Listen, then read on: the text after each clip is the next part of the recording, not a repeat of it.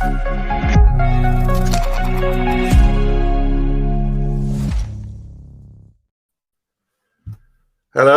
Croeso. Welcome to this month's edition of the Jamf Breakfast Club.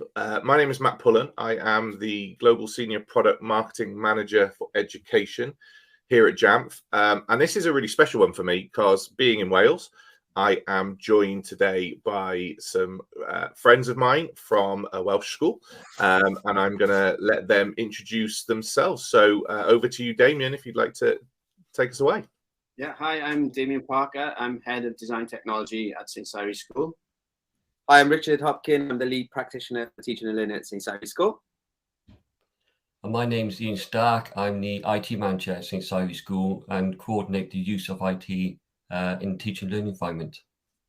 Fab, and it's really a pleasure to have you all here today. Not only because we're all in Wales, and that's a fantastic thing to celebrate in terms of our culture and what we're doing in this country, but also you know, I've kind of been sort of part of your journey in the past in different roles and seen everything you've been doing, and I'm loving the fact that we're going to be able to showcase a lot of that today.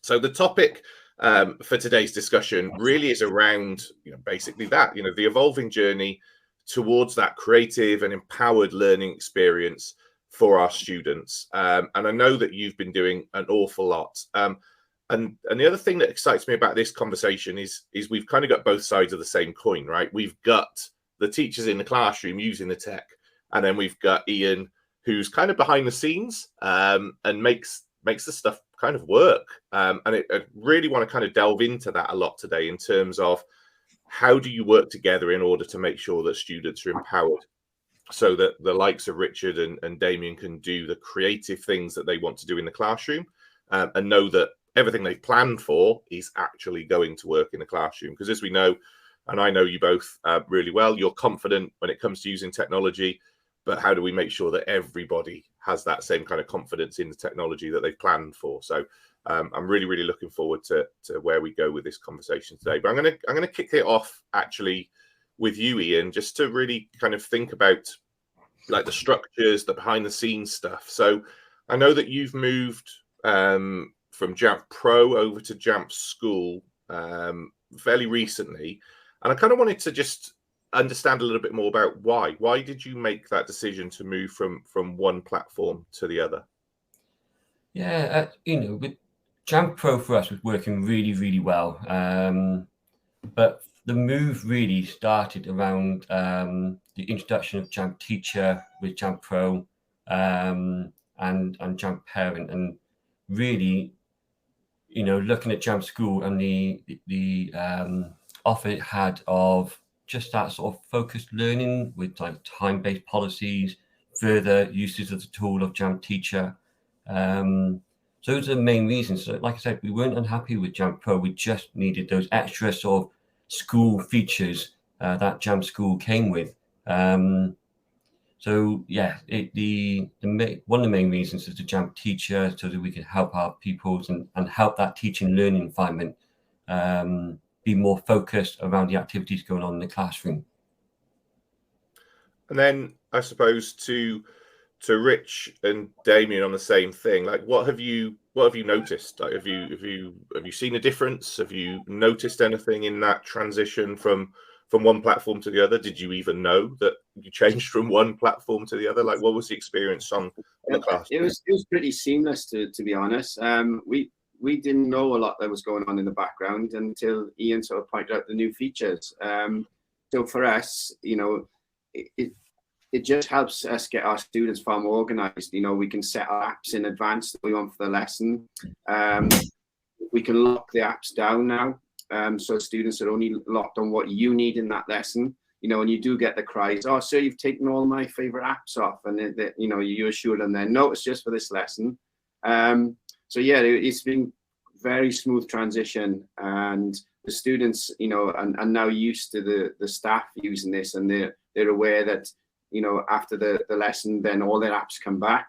Obviously, within the school environment, only their school-based apps, but it just helps them get organized. And for me, you know, I'll give you an example. One lesson this week, I had I'm at the end of a project. So some students are doing practical work, some students are doing folder-based work on their iPads, and I needed to be at the back of the classroom with the workshop, and I could lock them down to Keynote, where I knew that, you know, they weren't accessing things that they shouldn't, or using other apps, where I just wanted them focused on their task at hand. So it's just made it far more organized, and just locks everything down. So as a teaching tool, it's been amazing, really. I think from, you know, a teacher's point of view, when you go into the classroom, you know, you just want things to work. And like you say, were we aware? Me personally, no, not really. It's just kind of happened, which is great. And a lot of things happen that way, I suppose, at St Cyres School with our iPads. Every student has an iPad. There's a lot of iPads, and every teacher, as well as they have a MacBook Pro as well, or MacBook Air as it is now. So yeah, it just kind of, it is seamless, and it was great. And I think people, you know, some teachers maybe would see it as a classroom management tool, especially say our NQTs, our new staff. I did a training session recently, and you know, they were really excited by the fact that they can, you know, set the apps for that certain classroom. But it's also a great way, not just for managing the classroom and the behavior side of things, but it is, you know, to direct them to certain places is a great way to prepare your lessons as well, to enable, you know, you get that kind of workflow, you get that kind of concentrated focus and where you want the lesson to go. I think it just saves us time, to be honest. You know, no longer do you have to go into a lesson and say, right, can you download this app? Have you got this app? Can you all open this app? And then you're walking around making sure they got the right thing. You know, you can plan this in advance, and as soon as they come in, and they got that app, and you wait. So it just sort of streamlines the lesson, and, you know, you can get more done, really, which, yeah, it's been really good. Yeah, and makes a difference, right? So Ian, I'm going to kind of bring this back to you because Rich and Damian have just kind of spoke about their streamlined process. What difference has it made to your role as IT director and all of the things that you have to do? And like, please, like, take a moment to like big up IT admins and all the things you have to do. But like, I know that behind the scenes it seems easy, but there's a whole lot that goes on. Like, has it actually made your life easier? Has it changed any of the processes that you do? Yeah, it certainly has changed the processes for us in terms of supporting the iPads. With Jamf Teacher, the teachers are able now to clear passcodes off students' iPads. So that is one of the sort of major things that we've noticed, that we just see less and less of that happening coming down to our office now. The app requests, the teachers can use the app request within Jamf Teacher, and that's a really lovely feature now where the teachers can submit a request through Jamf Teacher. The IT team, us on this side, will see the request come in, and then we can, you know, just allow that app to be available for all students to be able to download as a resource. And as where Damian and Rich have been talking about, it's an app that then they can push out in the classroom to Jamf Teacher to all the pupils. So yeah, it really has, you know, it's made that sort of management of the classroom iPads a lot easier for the teachers to do. And by doing so, that's cut down the workload and the thoroughfare coming through our office. Yeah.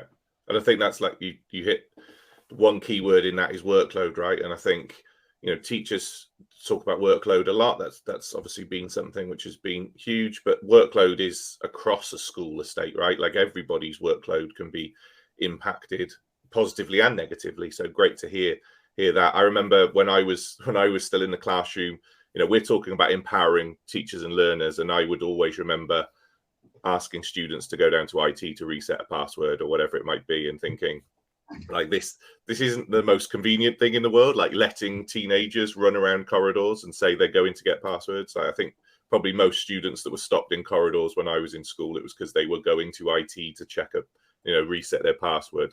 Who knows what they were actually doing. But yeah, that's good. A streamlined process keeps people focused in the classroom, right? Which is what, you know, one of the topics that we were going to talk about. So. And that's where you want to keep the pupils in the classroom. It does stop that sort of out of classroom behaviour issues that you may have around the school.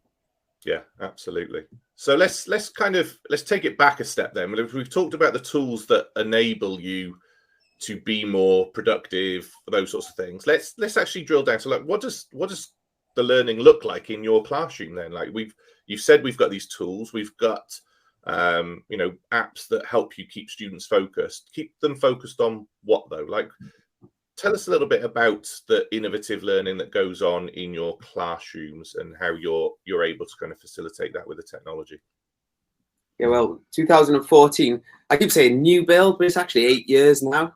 It's gone so quickly. Yeah, we are.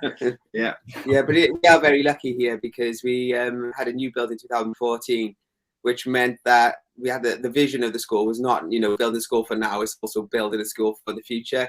And there were lots of different, set of devices that we looked at, and it was the iPad that we went for students. So we're an Apple distinguished school, and every student has their own iPad, which refreshes around 3 to 4 years, depending on where we're at. I think was it 4 years last time, Ian? It was 4 years, yeah.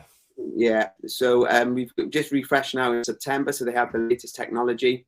A lot of the out-of-the-box apps with Apple are being used now. The power of things like Keynote across all subjects as well. The Lens itself is a fantastic tool. Obviously, you've got the specialist apps as well in the subjects. Like for me, music, GarageBand is one of my main apps that I use. And being able to use and collaborate together now, and the use of the technology is really powerful, isn't it? For your design work that you do. Yeah. Like Damian mentioned earlier, being able to feedback and assess using voice record. The camera is a massive tool, the inbuilt camera. So it's funny because when we speak to colleagues in other schools, I think we take it for granted a little bit, but we are in a very lucky position with the technology that we have. And then when we come back to things like we've mentioned already with Jamf Teacher, being able to use that to control the apps or to select the apps, we're given from senior management a lot of freedom. And that's one thing that I've noticed since the last 8 years is the freedom to try new things in the classroom, and the technology allows you to have that freedom to try out new apps and find new apps that work for you. And there's on Jamf Teacher, it allows us to have a set amount of apps that we can install or push out ourselves. Or if we go to the App Store, then if there's one we do fancy, we'll be able to put a request into Ian, and if it's approved, then he'll get pushed out. So it's really handy. Yeah, and I think from a creative sort of standpoint, when we first moved here, we were trialing a lot of different apps to see what impact that would have, and could digital technology sort of replace and have a better impact on the students' performance. And over the last sort of few years, we've sort of brought it right down now to just a handful of apps that we use day in, day out. I think it's a lot to do with how you think about using that app. Richard mentioned Keynote. So Keynote is like a traditional presentation tool, but I'm using it in a lot of the low school lessons for drawing, for creating movies, for I've currently got a form class that have just come into us of 12-year-olds, and they're app prototyping using Keynote, and within that app they tell me a little bit about all themselves. We've sort of taken the All About Me project through to an app prototype, and they've been finishing that this week. So, the initial days where we had lots of apps and lots of downloading has sort of disappeared now, and we've got these handful of apps that's controlled by Ian and Jamf that we use in all the lessons. The portfolios of work are on the iPad, and I think some of the benefits for me is that I can have instant access to their work.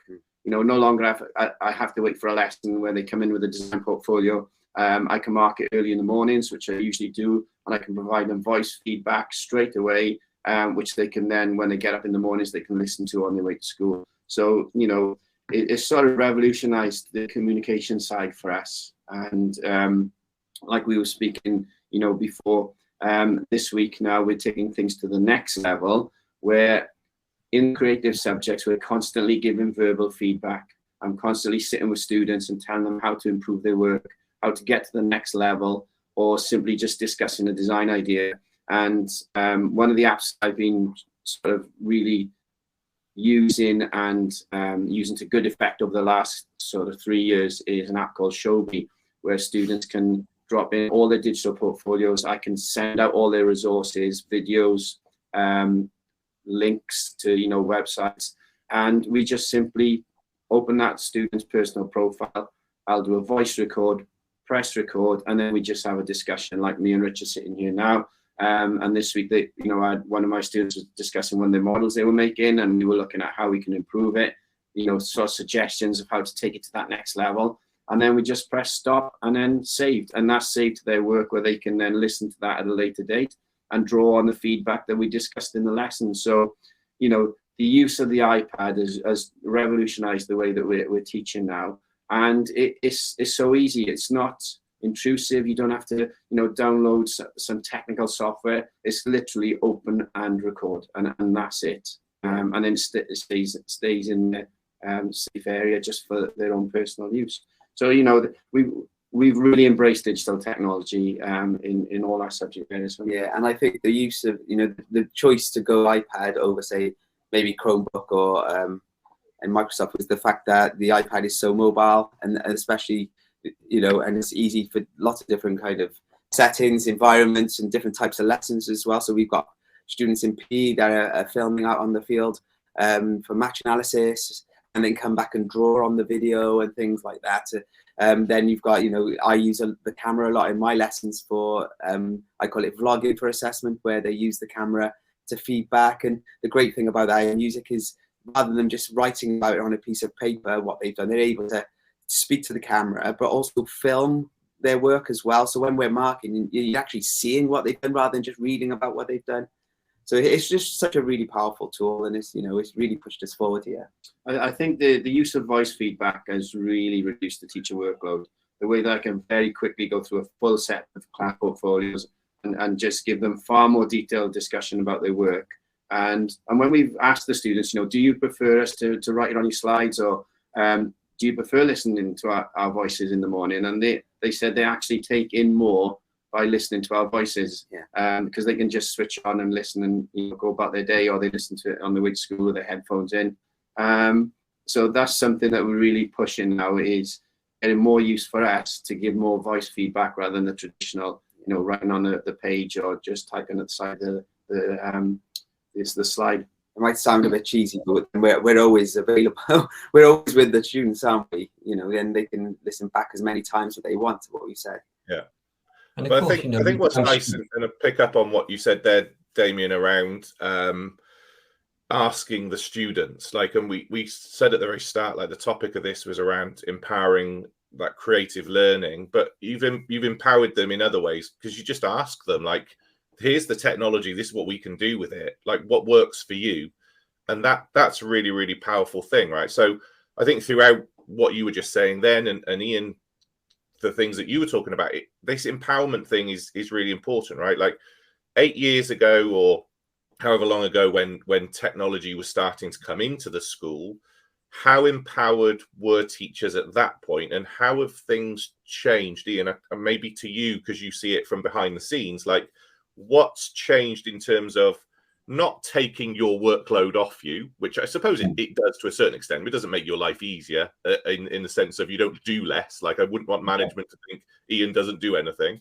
But what's been simplified, shall we say, in terms of, you know, IT kind of taking control of everything in the classroom, to now the likes of Damien and Richard kind of having that empowerment, and then equally they can pass that on to their learners in the classroom.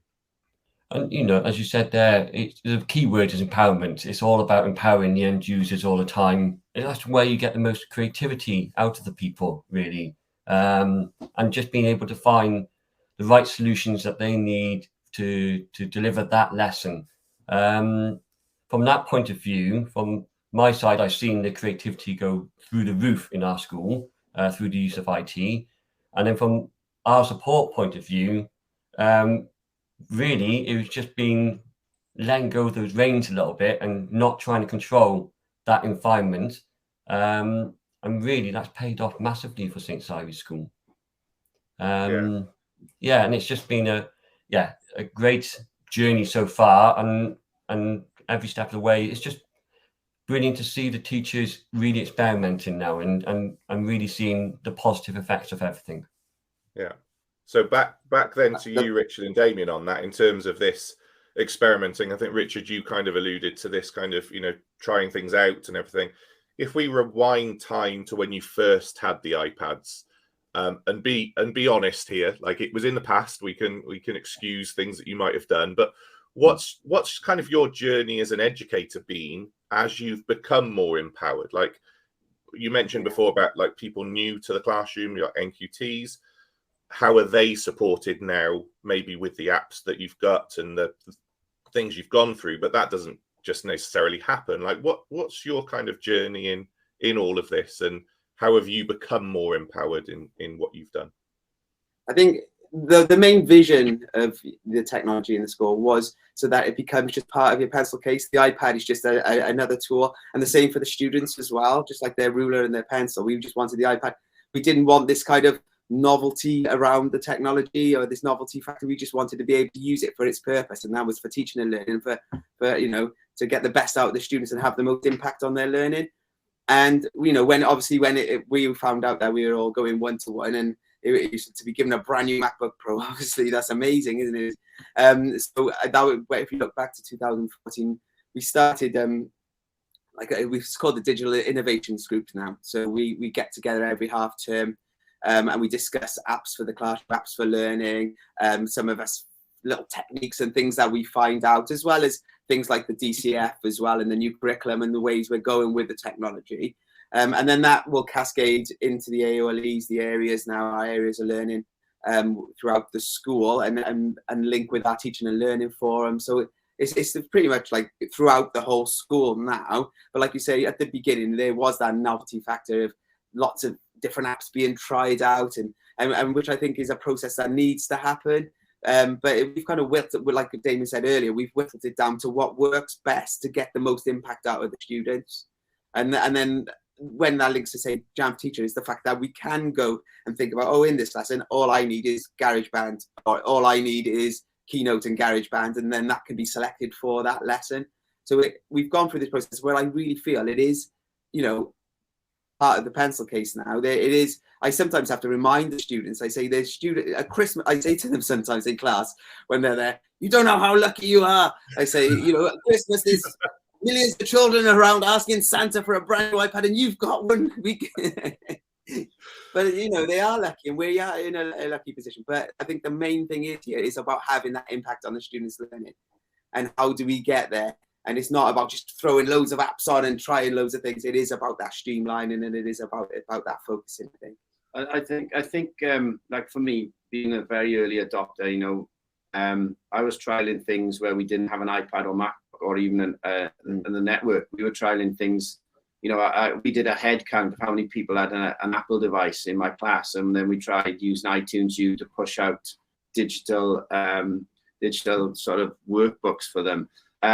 You know, I think every school's journey is going to be different because it depends on what they want to get out of it. And as early adopters, you go through the frustrations of trying on all these apps and looking at what works and what doesn't work, and then going back to Ian and asking for him to get licenses and so on. But I think now, you know, that journey has ended, and now it's just the transition's there now. You know, we've made that step, we made the leap, we know what works, and we just use it from lesson to lesson.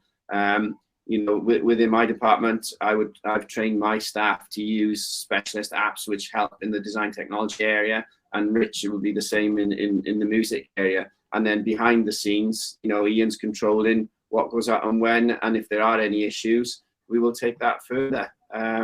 But yeah, it's a lot less busy sort of thing now. You know, the IT side is calm. You know, it's just taken for granted. Then we don't even see what's going on. We just sort of, open your iPads, your app is selected. This is what we're going to do, and we teach. And the iPad is just there as a tool now. With no disrespect, Ian, but we don't want to know what goes on behind the scenes. We just want it to happen, which it does, and you do have an amazing job at that. So thank you. Yeah, but we don't want to know. We don't need to know. Yeah, it's just I think behind the scenes.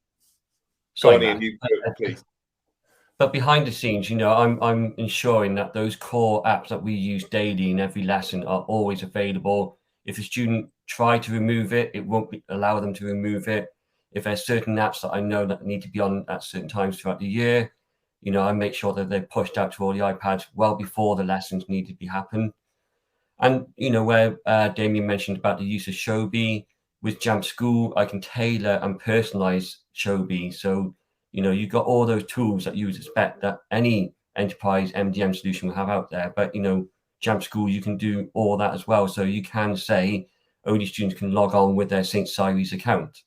So you've got all those tools that you would want to see with Jamf School. I think what's nice, and I think the reason why it's so nice to have both sides, like we said, like the IT and the teacher here, is that it does take that partnership to make this work, right? You want to have the confidence in the classroom that you can just use the devices, and IT want to have the confidence that they're not going to have their door knocked every 2 seconds to say, can I check a password or whatever it might be.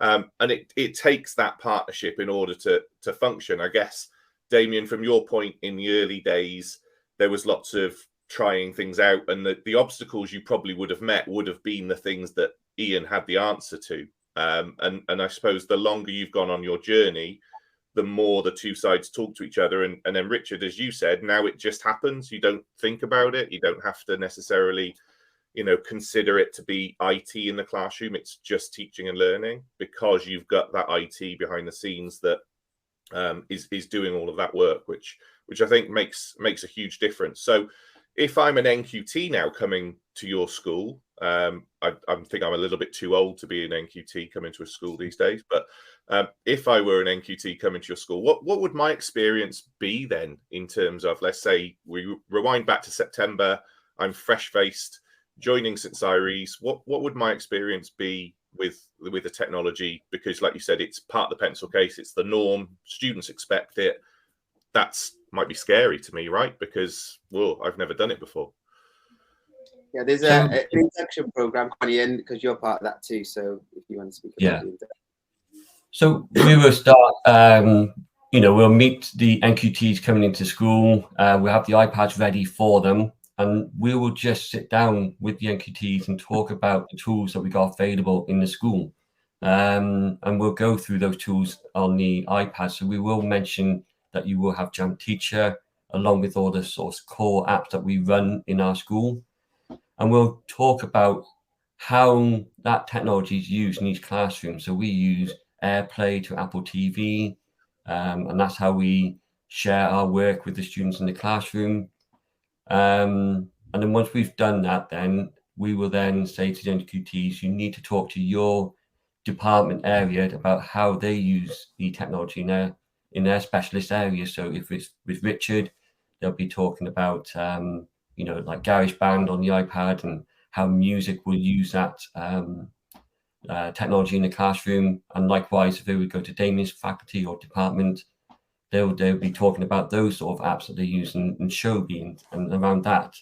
So yeah, the NQTs are coming in and they're greeted with the technology straight away. But for them, you know, we make sure that they got the understanding of the basics and the fundamentals of St Cyres School want to do with that device, and then they will go to their department and learn more around those uses in that department area.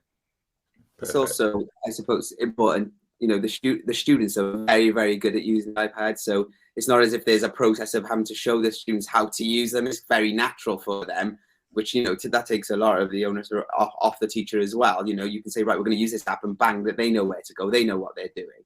So again, it comes back to the teaching and learning process and having the impact, the use of the app and teaching them to use the app. There's little bits of GarageBand, I know we've mentioned that a lot, but how to record, how to do certain things, and the same with Keynote, how to draw there. You go through those techniques, but you would do that if you were using paper anyway. I think one of the things that we will tell our NQTs is admit to the students we don't know everything. A lot of the times we are still learning with the apps that we're using, and I think it's very important to learn together, and you know, to get that across to the NQT. You know, don't go into that classroom expecting to know how to use it all. If there's something that they're not quite familiar with, ask one of the students, because they're always welcome to show you, or you'll always get one who says, oh sir, I spent hours last night playing with this, look how this works, and then I'll get them to role model on the screen via airplane. These sort of things now that we're talking about. We take as the norm, but to some people it's like, you're airplane, you're doing this, and it's been a long journey. But when you stand back and look at it, we've come a long way. And I think when you get NQTs, and it could be a little bit intimidating with the technology that we use, but they very, very quickly settle in and realize, right, it's not that bad. It's very easy to pick up, and we've got support around us, which includes our students. Yeah, we've had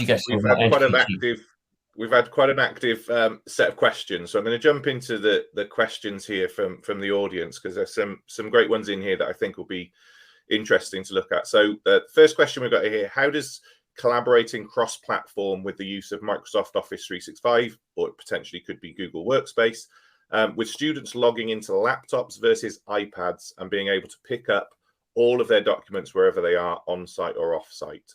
So how does that kind of iPad plus Google or Microsoft, like how has that kind of empowered students as well, I guess, is the question.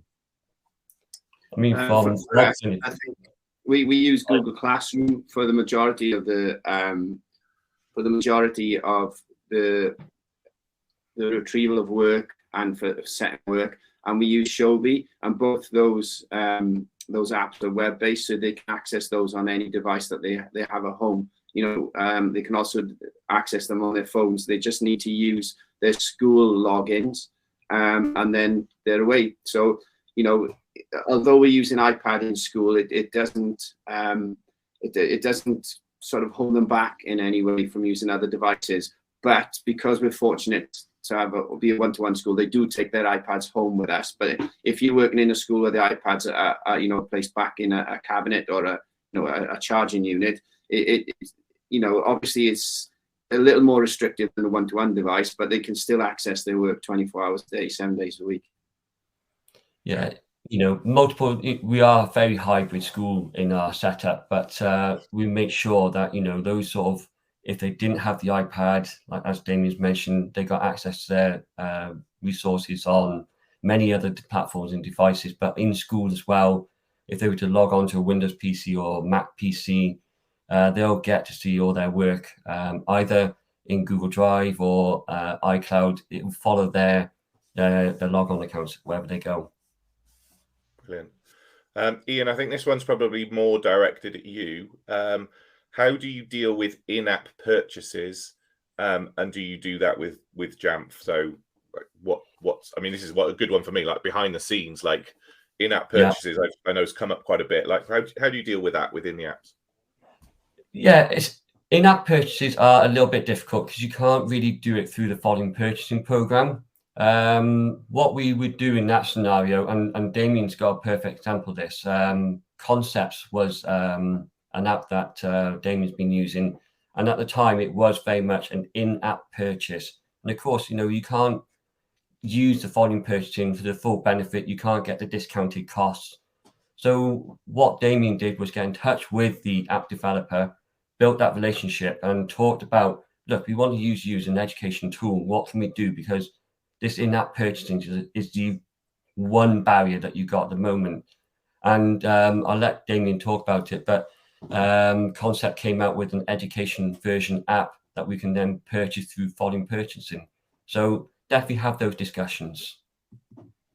Yeah, like Ian said, we found an app that really, really worked for us. However, we were held back by the volume purchase, and I think there was an age restriction on that as well, Ian, wasn't it, at the time? There was as well. It was to do with I think it was the online community where they could talk to other people, and so the security restrictions in the school wouldn't allow it. So I contacted Concept directly, and they were absolutely amazing. They came back to us straight away. They came up with an educational version of their app, which closed down the barriers that we didn't want. So it restricted the use of the app, and we purchased X amount of licenses, and we've been working with Concept ever since. And since then, they've gone on to greater things, and they've now allowed all educators to get the app for free. So, there are some little wins out there, and a lot of companies are very keen to break into education. So don't be afraid to contact them directly. because they will support you, and they will provide solutions. And like Ian said, once I'd made the connection, then Ian was working back and forth with the developers, and then put things in place their end so that my lessons could run smoothly. I think that's the epitome of empowerment, right? It's when the teachers start asking the IT companies for like what they want in the classroom. I think that's fantastic. This one, I really like this question actually. Does St Cyres use the Jamf Parent app? And maybe if you do, we can talk a little bit more about what that is. And does this then give those parents ability to control the devices when they're at home? So I guess, Ian, over to you again on that one, and maybe we can kind of expand on what the Jamf Parent app is for those that might not know. Well, that's it. So the Jamf Parent app, yes, we definitely use it in our school. When we did the iPad handout evenings recently, I was doing a presentation about Jamf Parent, and I could just see in the hall when I was doing the presentation, the kids just looking at me, just going, "What are you doing? Please don't tell my mum and dad this." And then I could see then the mums and dads were very excited about it. So yeah, Jamf Parent is very much the same sort of tool that Jamf Teacher and what we've been talking about. It helps the parent focus their sort of children's homework time. They're able to hide certain apps for like a set period of time to help them focus on their homework. And they can even use it for, when it comes to that sort of bedtime routine, they can then choose to say, right, all the apps are hidden at a certain time. So, you're really helping out the parents. And we do so much because we are a one-to-one school. Safeguarding is paramount in our setup with the school. So we do the web filtering and the blocking in and outside school. But what parents really wanted was, how can I help my children focus with the homework at home? And Jamf Parent did that. And we had a massive uptake on that. And the parents have fed back and said, it's a great tool. It's so handy for us to use. Along with, with Google Classroom and Shobi, the teachers will put on the homework the sort of duration time that they expect them to complete the work. So then, the parents can pick up that information when they, either through Google Classroom or from the homework exercises set. And then the parents can say, right, I know you need to use Google Classroom, Docs, maybe Concepts, GarageBand, and then all the other apps are hidden. And it's going to be hidden for, say, 30 minutes because the teacher thinks that's a 30-minute exercise. So, yeah, it's been a great tool and parents love it. I was going to say, and then from a teacher's point of view, to know that, I've got 2 little children myself. And by the time I get home from work, I take them to their activities and I sit down to do any marking. It's normally quite late. And I've always been conscious of submitting some work back and them having, their iPads going off somewhere at maybe 10:30 at night if I'm fitting in a little bit there. And it allows you to kind of work in your own time, because that then if they're controlling it from that side, they're not going to be woken up by a year 7's not going to get an alert at home at that time of night. Whereas maybe some of your older 6th formers, it might even help them to move if you are, answering their work or helping. They might still be working, but it gives that kind of scope to be able to set that separately. Yeah.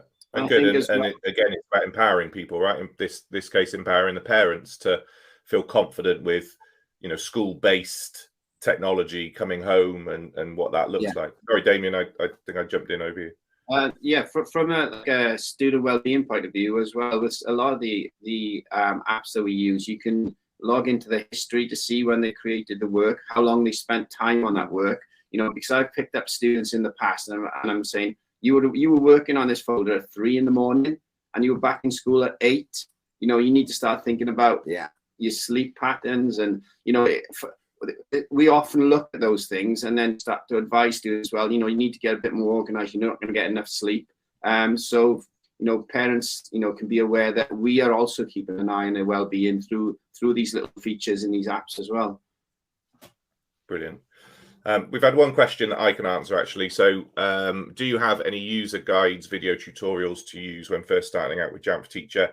I think we've just put into the chat comments a link to Jamf Educator, which is an online professional learning platform, actually. So if you're interested to know more, you can actually go through. There's a whole professional learning platform there that talks through what Jamf Teacher can do. You can also get a badge at the end of it, which is nice and rewarding. I'm not sure if the three of you have gone through and got your badge. Okay, it's a great badge of honor. But you use I haven't it, done the badge, but I have pointed our staff at that when we released Jamf Teacher. So I've done my little video around how we can use it, in our setup of our school. But then I have said, there's a great resource, and definitely go to see this Jamf Educator and how you can use Jamf Teacher. Perfect. Last couple of questions then. These are kind of about the same thing, so I'm going to condense these into one question really. So one question was around iPads in every lesson, and the other question is around a one-to-one scheme, and does that include all teachers and learning partners as well? So what's the kind of setup? So you've mentioned a one-to-one iPad scheme, and are they used in all lessons? Well, they're using the majority of lessons, and that's the reason. Like we mentioned, things like accessing work and setting up homework through Google Classroom, that type of thing. If you were to take a learning walk around the school, if we didn't preempt it or didn't say anything, you just popped in, any of you, to pop in and come and have a look. Guaranteed, you'll walk down the main corridors, you're looking in, there's iPads out on the desks. But then again, it's down to what I said earlier. It's down to the impact of the lesson. It is part of the toolkit. So, for instance, you're going to see a basketball lesson. There's not going to be any iPads there, or if they're cooking, they might use it because the teacher has thought about how they could use the iPad to maybe film a cooking video, or for them to use it to take their ingredients from that, research, that type of thing. But it's usually down to what's going to have the most impact. And yes, they are used a lot throughout. I would say a big proportion of the time they are used. It's the way we work now in the school. But the main point is not just using it for the sake of it. It's about having that meaning and the impact for using it. I think the longer that you tend to use it and the more sort of creative you are with the use of an iPad, you will find yourself using it more and more. So in our department now, we're completely paperless. There's no more drawing on paper. Every lesson that the iPad is used. Manufacturing, they might be just simply using the camera to record the process of what they've achieved that lesson, to put back into their folder work. But we use the iPad, for every single lesson through all year groups, year 7 right through to year 13. So it's a tool that is used in our area, every single lesson. Then when you come to teacher feedback and marking, again, it's such a handy tool. Now you're gone with the days of going on a half. I remember years ago filling my boot full of folders, like packed, hundreds of folders from all my Key Stage 3 classes. But now, you're just taking it out with you. It's all on there. Yeah. So it's useful. As Damian mentioned, we are now almost paperless free school, so we hardly print anything now. So, even in the most basic raw function, it could be paper behind glass use in the classroom. So they're still using exercise books, they're still using and practicing their handwriting. But, in the most simplistic view, it's that way. But as Damian mentioned, as years are going by, we get more and more creative with iPads in the classroom. And our photocopiers has gone small. We've only got 2 or 3 in the school now, where we used to have practically one in every room, and tens of thousands of pounds being saved. Yeah, I mean, we've gone from like 80 odd printers down to 3, so it's a big difference. So huge savings in other areas. It's been amazing talking to you. We could probably carry on talking for another hour or so, but we are at our limit. I just want to say a huge thank you, Diolch, to the 3 of you for joining us today. I love hearing about the stories. It kind of makes me reminisce about being back in the classroom myself as well, and it's been lovely hearing from both sides as well, how you need to work together, how IT tend to have the solution to the teachers' issues in the classroom and can support them in that way. Thanks to everybody for joining in. Thank you to you 3 for being here today. Keep a check out on Jamf and Breakfast Club for future sessions. I hope everybody has a lovely holiday period and Happy New Year to everybody. And we will see you in the new year on the other side. Thank you so much again for joining us today, and take care. Thanks, Matt. Thank you. Take care. Thank you. Thank you.